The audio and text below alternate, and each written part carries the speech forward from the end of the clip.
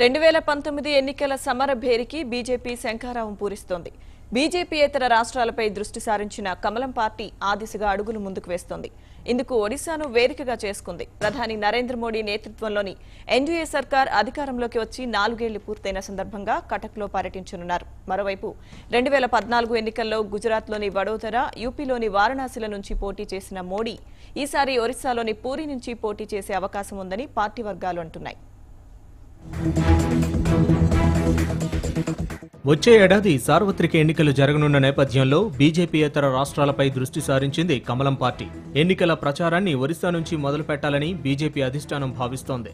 కేంద్రంలో ఎన్డీఏ సర్కార్ ఏర్పడి 4 ఏళ్లు పూర్తయిన సందర్భంగా ఒరిస్సాలోని కటక్లో శనివారం బహిరంగ సభ నిర్వహించనుంది కాషాయ దళం. ఈ సభ నుంచే ప్రధాని నరేంద్ర మోడీ 2019 ఎన్నికల సమరభేరికి శంఖారావం పూరించనున్నట్లు పార్టీ వర్గాలు పేర్కొంటున్నాయి.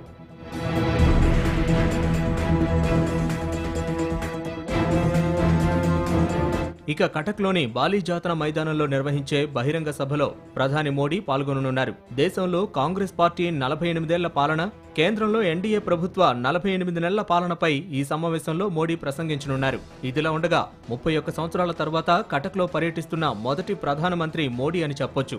ఎందుకంటే మన దేశ తొలి ప్రధాని జవహర్లాల్ నెహ్రూ కటక్లో 2 సార్లు పర్యటించారు. స్థానిక రెవెన్షా కళాశాల ఆవరణలో జరిగిన 49వ ఇండియన్ సైన్స్ కాంగ్రెస్ కార్యక్రమంలో 1951లో డిసెంబర్ 14న బాలీ జాతర మైదానంలో జరిగిన ఓ బహిరంగ సభకు నెహ్రూ హాజరై ప్రసంగించారు.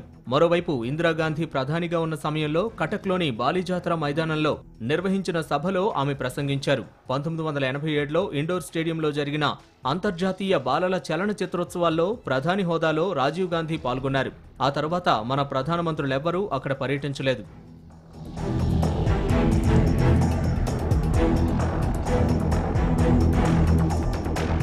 ఇక ప్రధాని పర్యటన నేపథ్యంలో కటక్లో అవసరమైన భద్రతా ఏర్పాట్లు చేస్తున్నారు. స్పెషల్ ప్రొటెక్షన్ గ్రూప్ అధికారులు సభా ప్రాంగణంలో భద్రతా ఏర్పాట్లను పరిశీలించారని అధికార యంత్రాంగం తెలిపింది. National desk, Bharat today.